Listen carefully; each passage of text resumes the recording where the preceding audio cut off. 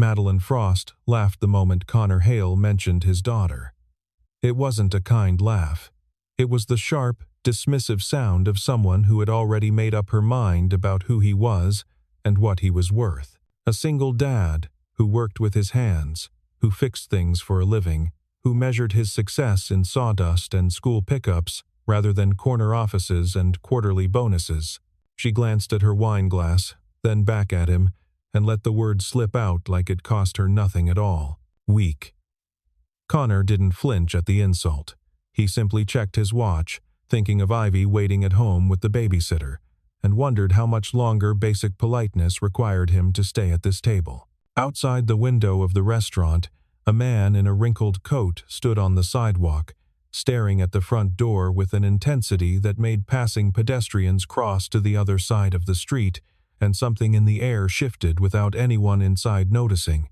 The restaurant was called Maple and Stone, a converted general store in the old part of Ashford, Connecticut, where exposed brick walls held up a century of small-town history and quiet memory.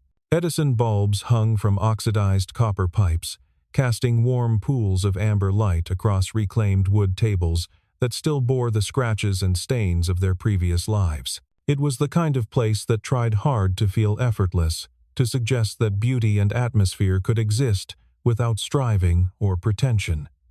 Madeline had chosen it, naturally. She had strong opinions about restaurants, the way some people had opinions about politics, unshakable, and delivered with the absolute certainty of someone who had never been seriously challenged on anything that mattered to her sense of self.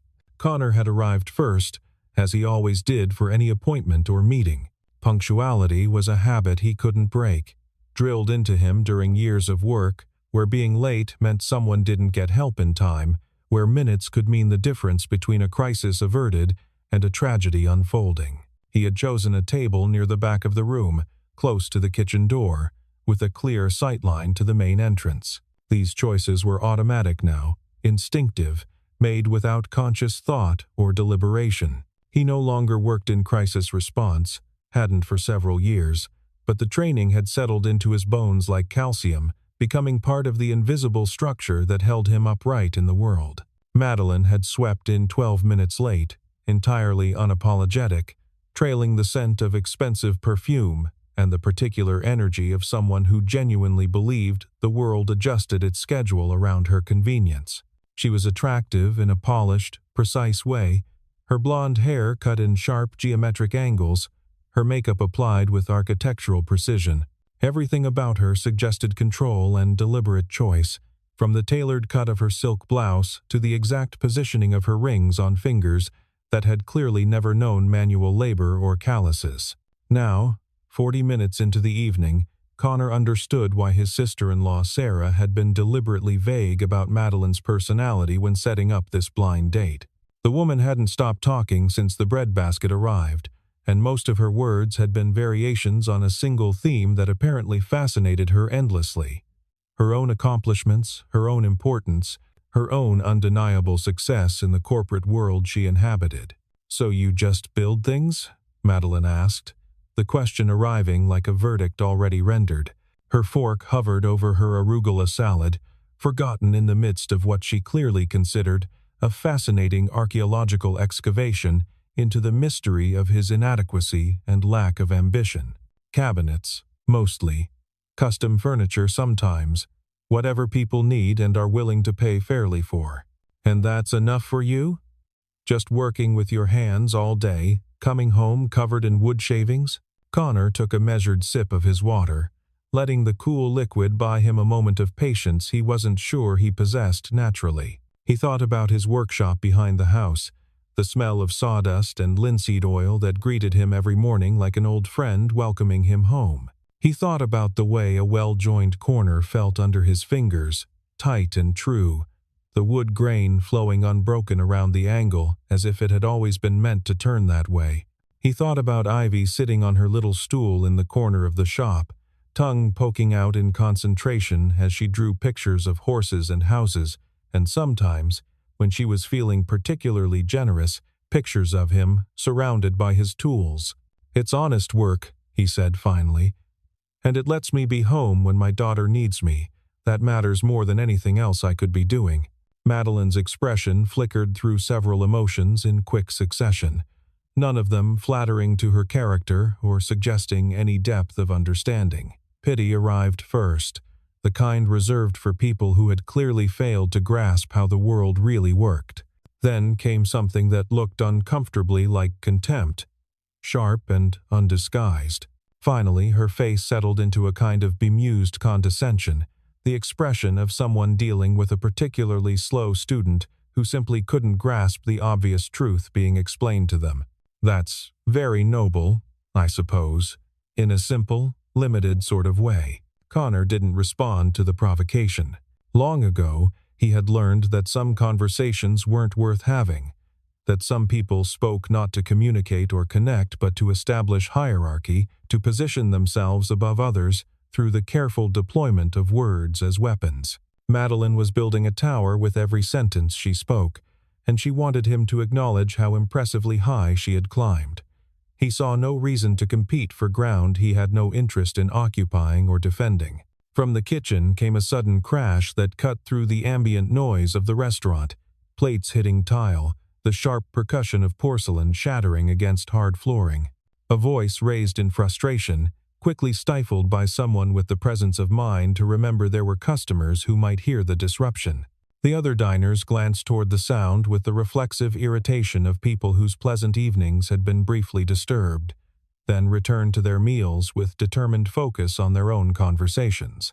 But Connor's attention lingered on the kitchen door, on the way it swung open to release a server whose face had gone pale beneath her professional smile. The server was young, maybe 22 or 23, with auburn hair pulled back in a ponytail that was starting to come loose from its elastic band.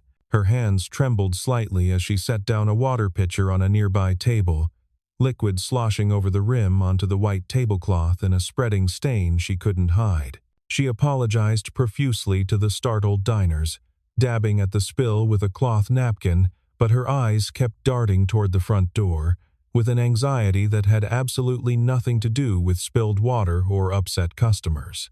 "Honestly," Madeline observed, watching the scene with distaste that bordered on genuine disgust, "you'd think a place with this reputation could hire competent staff. This restaurant was supposed to be good." Connor didn't answer her complaint. He was watching the server move to another table, noting the jerky, disconnected quality of her movements, the way she flinched visibly when the kitchen door banged open behind her with a gust of steam and noise.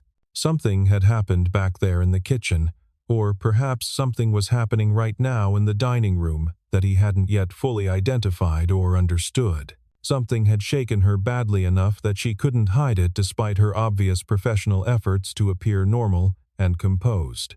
He shifted in his chair, angling his body slightly to give himself a better view of both the main entrance and the kitchen door simultaneously. It was an unconscious movement, muscle memory from years of professional training and difficult field experience, but he caught himself doing it and felt a flicker of something like embarrassment at the old habits reasserting themselves unbidden. He wasn't that person anymore. He was a carpenter now, a father, a man who built bookshelves and rocking chairs and let other people handle the crises of the world. The front door of the restaurant opened, letting in a gust of October air that carried the smell of fallen leaves. The man who stepped inside was perhaps 50 years old, with thinning gray hair that hadn't been washed recently and a face that looked like it hadn't seen restful sleep in many days. His clothes were wrinkled and mismatched, his winter coat hanging open despite the evening chill outside, and he moved with the unsteady gait of someone fighting hard to hold himself together against forces that wanted to tear him apart from the inside. Not drunk, Connor assessed automatically, the old training kicking in before he could consciously stop it. Something else entirely, something that lived deeper than alcohol, in the places where desperation and isolation grew roots and flourished in darkness. The man stood in the entrance for a long moment, scanning the dining room with eyes that were too bright, too intensely focused, searching for something or someone with an urgency that sent ripples of unease through the diners nearest the door. Conversations faltered and died mid-sentence. Forks paused midway to mouths. The comfortable ambient hum of a Thursday evening dinner service began to develop cracks that spread like ice breaking on a warming spring pond. Connor's hand moved to his water glass. He lifted it slowly, using the casual motion to mask the way his entire body had shifted into a different mode of awareness. Every sense sharpening, every muscle preparing for possibilities he genuinely hoped wouldn't materialize tonight. Across the table, Madeline was still talking, her voice a distant murmur beneath the sudden focusing of his attention. She was saying something about European travel destinations, about the cultural limitations of American vacation spots and resorts, but the words slid past him without making contact or leaving any impression on his consciousness. He was counting exits now, 2 visible from his position. The front door, currently occupied by the agitated stranger blocking the most obvious escape route. A service entrance through the kitchen, assuming it wasn't blocked or locked from the outside. He was counting people automatically. 23 diners at 11 tables scattered around the room. 4 visible staff members, including the frightened young server, too many people in too small a space, with too few ways out if things went wrong in the next few minutes. The stranger shuffled away from the entrance and toward the bar, muttering words that the bartender couldn't quite make out from his position behind the polished wood counter. The stranger's hands were shoved deep in his coat pockets, and they stayed there, hidden from view, and that single detail lodged in Connor's awareness, like a splinter working its way toward somewhere vital and dangerous. "You're not even listening to me," Madeline said, irritation sharpening her voice to a fine cutting edge. "I was asking about your travel experiences. Have you seen anything beyond this little corner of Connecticut, or is this small town the entire extent of your world and ambitions?" Connor pulled part of his attention back to her face, but only the smallest part necessary for basic social function and politeness. Most of his awareness remained fixed on the stranger's reflection in the window behind Madeline's head, tracking the man's erratic, unpredictable progress through the restaurant. "I've seen enough of the world," he said, keeping his voice neutral and calm. That's exactly what someone who hasn't seen anything would say to justify their limitations. The stranger had left the bar area now, wandering through the restaurant with an aimless purposefulness that set Connor's teeth on edge and raised the hair on the back of his neck. The man moved between tables like a sleepwalker, not quite present in the room but not quite absent either, searching for something only he could perceive or understand. Diners leaned away from him as he passed too close to their tables, their discomfort manifesting in averted eyes and hunched shoulders and conversations that died to uncomfortable whispers. No one said anything directly to him or asked him to leave. No one wanted to be the person who acknowledged the elephant stumbling through their pleasant evening. Near the window, a young couple sat with their toddler secured in a wooden high chair. The little girl was maybe 3 years old, with curly brown hair escaping from lopsided pigtails and a yellow dress that matched the crayon she was using to draw on a paper placemat. The father had noticed the stranger's wandering approach, and his body language shifted dramatically, becoming protective and uncertain simultaneously. He pulled his own chair closer to his wife's position, creating a barrier of muscle and paternal intention between the strange, mumbling man and his precious family. The stranger stopped walking. He was standing right beside the young family's table now, swaying slightly on his feet, his muttering growing louder but still not quite intelligible from Connor's position across the room. Connor set down his water glass with careful deliberation, making no sudden movements. His mind was running calculations that he hadn't consciously initiated, assessing distances and angles and possibilities with the speed of long practice and training. 8 feet from his current position to where the stranger stood, swaying. 12 feet to the young couple with their child in the high chair. The wooden chair he was sitting in weighed roughly 15 pounds and could be lifted and repositioned in one fluid motion if necessary. The table could be flipped onto its side to create a barrier if the situation absolutely demanded it. These were thoughts he hadn't needed in years, strategies and tactics he had deliberately buried beneath sawdust and bedtime stories and the quiet rhythms of a smaller, safer life. but they were still there inside him, sharp and ready as ever, waiting to be called upon. "I need to use the restroom," Madeline announced, pushing back from the table with the casual confidence of someone who had never once in her entire privileged life worried about her physical safety in a public space. "Try not to fall asleep while I'm gone." Connor almost stopped her from leaving the relative safety of their table. The words of warning were right there on his tongue, a quiet instruction to stay seated, to wait, to let him understand what was happening before anyone made unnecessary movements that might trigger something unpredictable. But the stranger hadn't actually done anything yet. Not really. He was just a disheveled, distressed man, standing too close to a family, muttering to himself about things no one else could hear or understand. That wasn't a crime. It wasn't even particularly unusual. In a world full of people carrying invisible wounds and private suffering and unaddressed mental health crises. To raise an alarm now would be to invite mockery and dismissal, to confirm every shallow assumption Madeline had already made about his limitations and anxieties. He let her go, watching her walk away toward the hallway that led to the restrooms, her heels clicking against the hardwood floor with the confident rhythm of someone who had never known real fear or vulnerability. The moment Madeline disappeared from view around the corner, Connor was on his feet and moving. He crossed the dining room smoothly, casually, as if he had simply decided to stretch his legs or visit the bar for a different drink. His path took him toward the elderly couple sitting 2 tables away from his own position, and he paused beside their table with an easy, unremarkable smile that suggested nothing was wrong.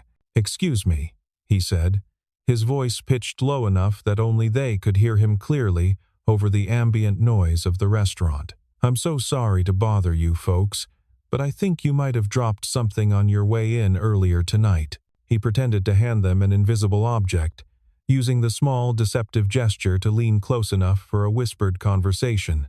"There's a gentleman near the window who seems to be having a very difficult time this evening. I'd like you to quietly finish up your meal and head toward the kitchen when you get a comfortable chance. There's a back exit through there that leads to the parking lot." The elderly woman's eyes widened with sudden understanding and alarm. Her husband started to turn his head toward the stranger by reflex. "Please don't look directly at him," Connor said gently but firmly.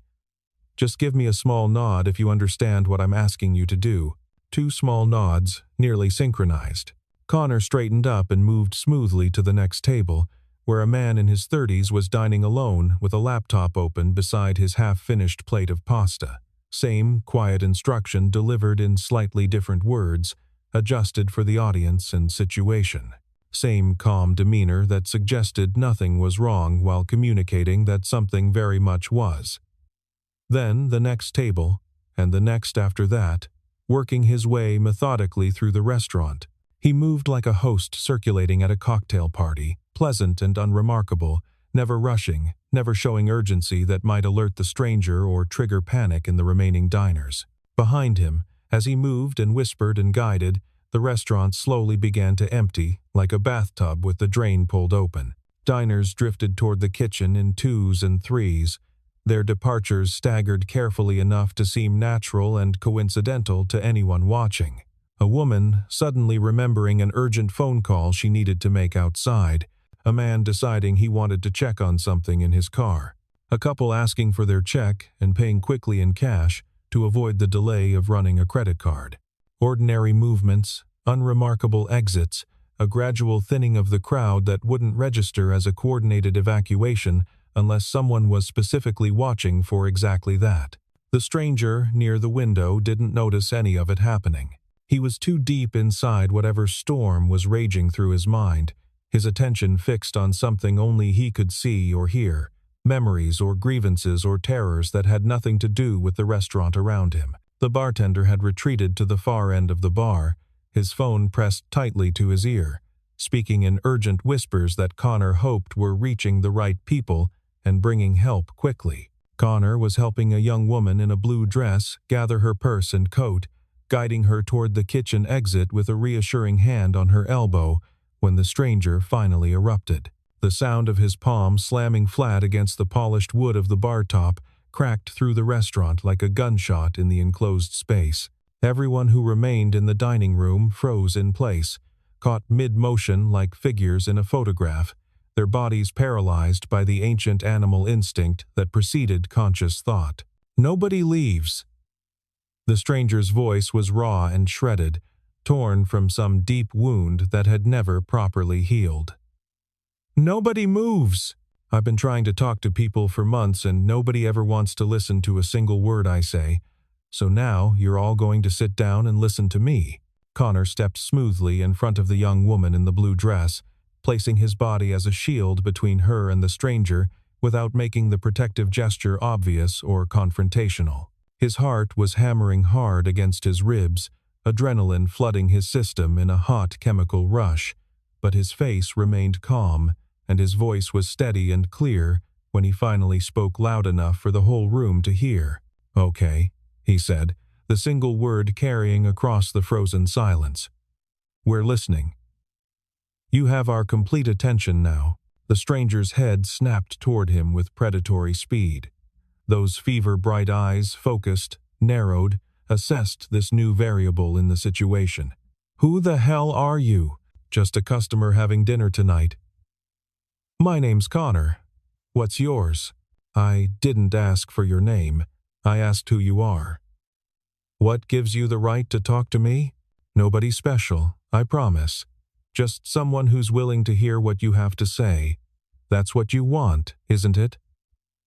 The stranger laughed at that, but there was no humor in the sound at all. It was fractured and desperate, the laugh of a man who had forgotten what genuine amusement felt like, who could only produce a broken imitation of the real thing. "Nobody listens. That's the whole goddamn problem with this world. I've been screaming for months and nobody hears a single word I say." "I hear you now," Connor said, and he meant it completely. "I'm right here, and I'm listening to every word." The dining room had gone absolutely still, every remaining person holding their breath. Somewhere behind Connor, toward the back of the room, a child began to cry.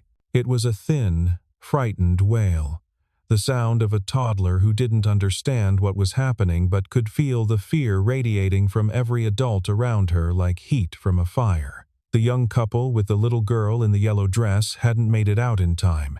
The father was holding his wife and daughter close against his body, his face a rigid mask of controlled terror, his muscles coiled with the desperate energy of a man calculating impossible odds and finding no good options. Connor kept his attention fixed on the stranger, but he was peripherally aware of everything happening around him. The crying child, the trembling server who had frozen beside the kitchen door, unable to move forward or back, the elderly couple who had almost reached the exit before the outburst stopped them in their tracks. 23 people in the room when this started. Maybe 12 still remained in danger. Still, too many variables, too many potential victims if things went sideways. "They took everything from me," the stranger said, and his voice cracked on the words like ice breaking under pressure. "My job, my house, my wife.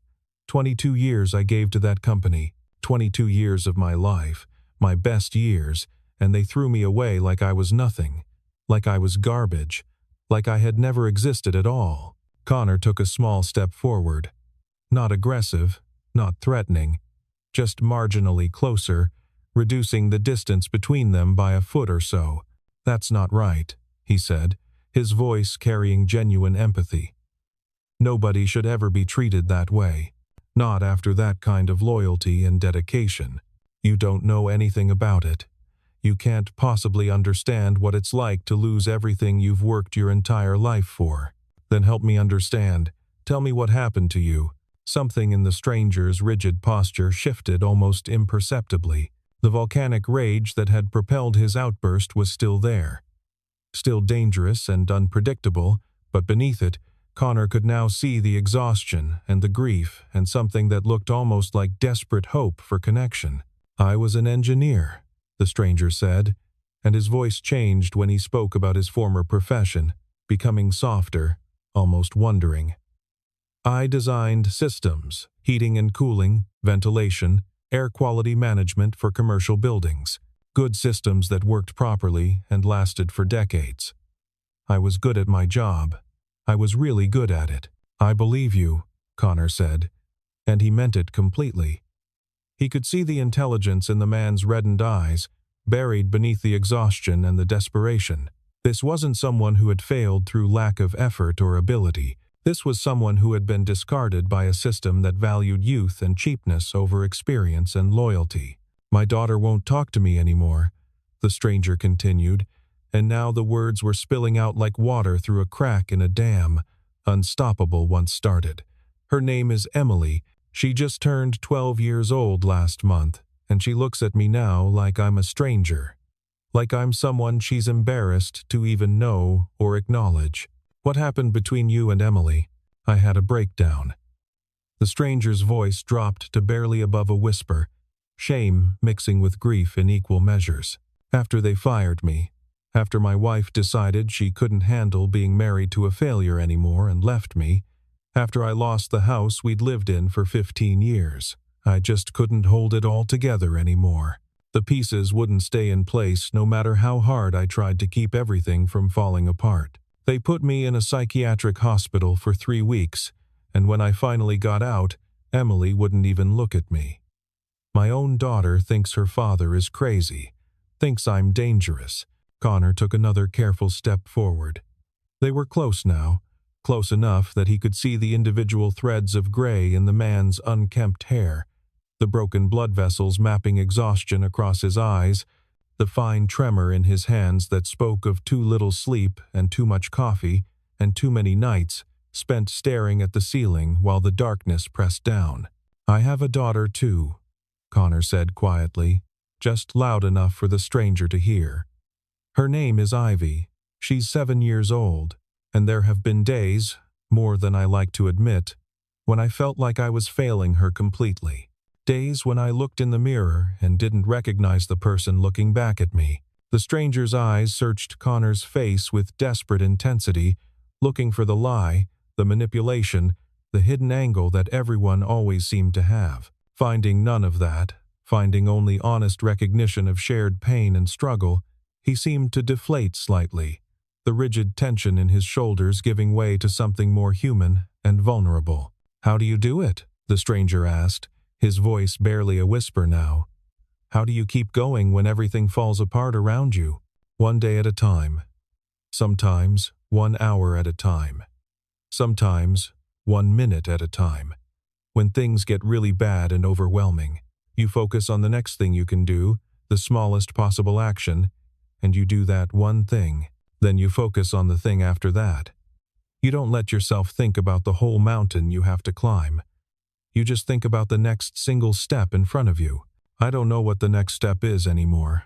I can't see it. Right now, in this moment, the next step is sitting down with me somewhere quiet and talking.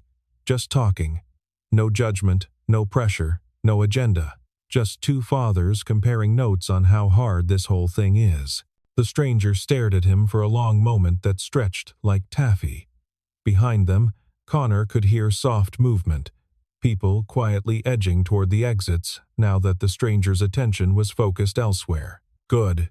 The fewer people in the room, the fewer variables to manage, the less chance of someone getting hurt. "Why do you even care?" the stranger asked finally, suspicion and hope warring in his voice. "You don't know me at all. I'm nothing to you. Just another crazy person ruining your dinner." "Because I've been where you are," Connor said simply. Honestly. It took her in 8 months from diagnosis to the end, and after she was gone, I spent 6 months wondering what the point of any of it was, wondering why I should bother getting out of bed each morning. The only thing that kept me from disappearing completely was Ivy, the knowledge that she needed me to be present, even when I didn't feel like I deserved to be needed. Something fundamental shifted in the stranger's face. The last traces of his defensive anger crumbled away like a wall collapsing, leaving only the raw grief and loneliness beneath, exposed and vulnerable. "I just want Emily to look at me again," he whispered, and tears were starting to slide down his unshaven cheeks. "I just want my daughter to see that I'm still her dad. That I'm still the person who taught her to ride a bike and took her fishing and read her stories at bedtime. Then you need to be there for her to see. You need to be alive and present and working on getting better. You need to get help, real, professional help, and show up every single day, even when she won't look at you. Especially when she won't look at you. Because one day she will look, and you need to be there when that happens.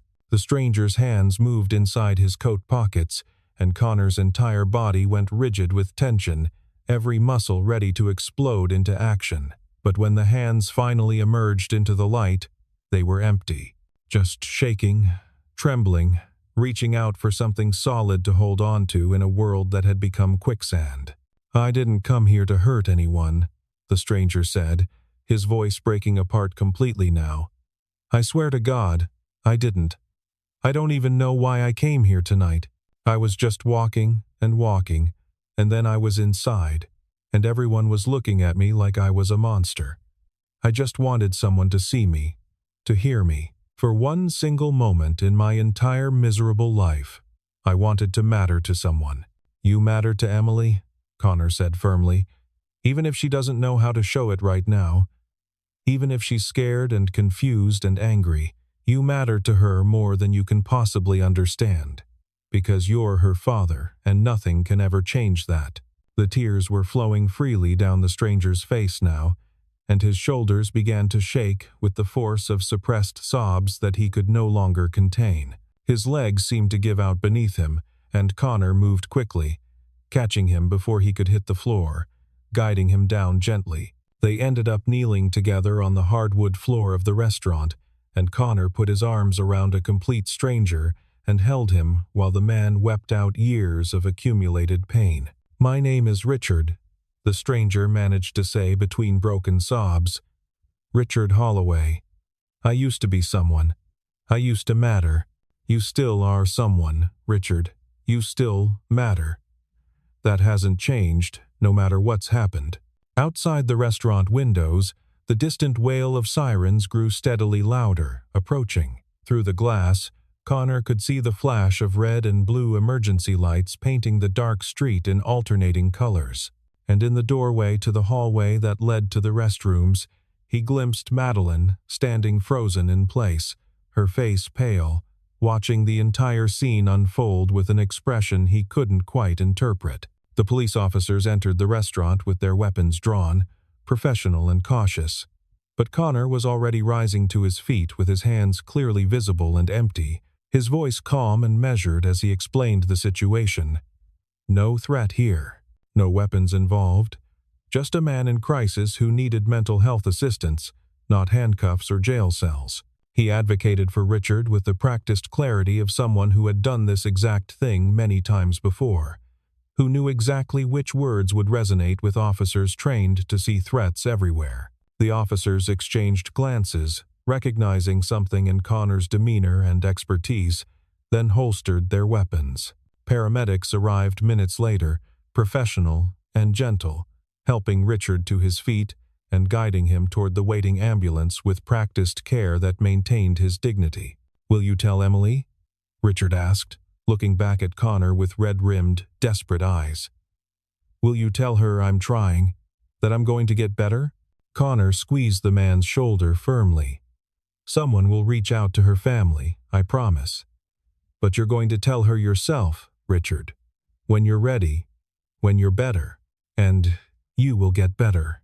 Richard was loaded into the ambulance, and the vehicle pulled away into the night with lights flashing but no siren, disappearing down the street toward whatever help awaited. Connor gave his formal statement to the police and finally stepped outside into the cool October night. The air hit his overheated skin like a blessing, clean and cold. He stood on the empty sidewalk for a long moment, hands on his knees, letting his heart rate settle. His hands were shaking now. They always did, afterwards. He pulled out his phone and called the babysitter. "Mr. Hale, is everything okay?" "Everything's fine, Sarah. Is Ivy asleep?" "She went down about 45 minutes ago. She made you a drawing of a horse. She's very proud of it." Connor closed his eyes. Ivy, safe, asleep, waiting for him with a drawing of a horse. "Thank you, Sarah. I'll be there in 30 minutes. Footsteps behind him. He didn't need to turn around to know who it was. Madeline stopped when she was a few feet away. Her face was completely different than it had been an hour ago. The sharp edges had softened into uncertainty. I was in the hallway, she said quietly. I watched most of it. Connor nodded. You could have been killed. He could have had a gun. You had no idea what he was hiding. No, I didn't know. But you stayed anyway. You got all those people out. She struggled to articulate something. Connor thought about his wife Sarah, who used to say that real kindness was just courage wearing comfortable shoes. Because someone had to help him, he said finally. And I was there. Madeline was quiet for a long moment. I called you weak, knowing nothing about you. I heard. I was wrong. Her voice was smaller now. I've never been more wrong about anything. Connor turned to look at her. Her face was pale in the streetlight. You didn't know me, he said. You made assumptions. Most people do. That doesn't make it okay. No, it doesn't. I'm sorry, Madeline said. Not because you turned out to be whatever you are, but because I said it at all. I made you small so I could feel bigger. She shook her head. I don't want to be that person anymore. Connor didn't offer absolution. That wasn't his to give. Your daughter, Madeline said. You need to get home. I do. Then go. And thank you. He nodded once, then walked toward his truck. He didn't look back. The next afternoon, Connor was sanding a maple cabinet door when he heard a car in the driveway. He stepped outside to find Madeline holding his jacket. The owner found it this morning, she said. I told him I'd bring it. Connor took the jacket. You didn't have to. I know. She glanced around the property. This is where you live? About 5 years now. After my wife passed, it's peaceful. That's why we chose it. She hesitated. Last night, you said crisis response. What did that mean? Connor leaned against the workshop doorframe. 8 years as a community outreach coordinator in Hartford. When someone was in crisis, we got called instead of police. De-escalation, connection. Why did you leave? My wife got sick. She needed me home. After she died, building things felt better. And Ivy needed stability. The screen door banged open. Ivy burst across the yard, launching herself at Connor's legs. Daddy? Connor laughed, swinging her onto his hip. Hey, Jellybean. Ivy studied Madeline. Who are you? Someone your dad met recently. My name is Madeline. Do you like horses? I don't know many horses personally. I draw horses. I could show you. Connor set Ivy down. Maybe another time. Check if Mrs. Patterson needs help with her groceries. Ivy brightened and ran off. Madeline watched her go. She's wonderful, Madeline said quietly. She's the best thing I've ever done. Madeline was quiet. I've spent 15 years climbing, chasing titles. I thought that was strength. She shook her head. Last night, I realized I've never done anything that brave. Connor listened. I don't have anyone who would run across a yard to show me a drawing. Her voice cracked. I don't have anyone who would notice if I wasn't there. That's a hard realization. I don't know how to be different. You start small. You pay attention to people instead of measuring them. It's not complicated, it's just hard. Is that what you did after your wife died? Ivy needed me to be better than my anger. So I learned. Slowly. Imperfectly. Madeline nodded. I should go. Thank you. I hope you find what you're looking for. She drove away. Connor turned toward the house, where Ivy waited with a drawing of a winged horse. 2 weeks later, Connor saw Madeline across the street at the hardware store. She was carrying grocery bags for Mrs. Patterson's sister. The elderly woman was smiling, patting her arm. Connor drove away without approaching. Some transformations were better witnessed from a distance. A month later, her name appeared in the community newsletter. Madeline Frost had joined the Hartford Community Mental Health Alliance, volunteering twice a week, learning to listen. That evening, Connor sat on the back porch with coffee. He thought about Richard Holloway, in treatment now. A letter had arrived, thanking him for seeing a person when everyone else saw a threat. Richard was talking to Emily again. Just phone calls, but she had agreed to visit. He thought about strength, not flexing muscles or accumulating power. Strength was waking up every morning and choosing to be present. Strength was building things that would outlast you. Strength was loving a child so completely that your own needs became secondary. Strength was looking at a broken man and seeing a mirror. He paused outside Ivy's door, listening to her breathing. The nightlight cast purple shadows across drawings taped everywhere. Horses and houses and stick-figure families. In every picture, two figures held hands, a tall one and a small one. He lay down in darkness and let the day end. Outside, November wind moved through the oak tree, carrying leaves to the waiting earth. And in a small house in Ashford, Connecticut, a single father slept without dreams, at peace with exactly who he was.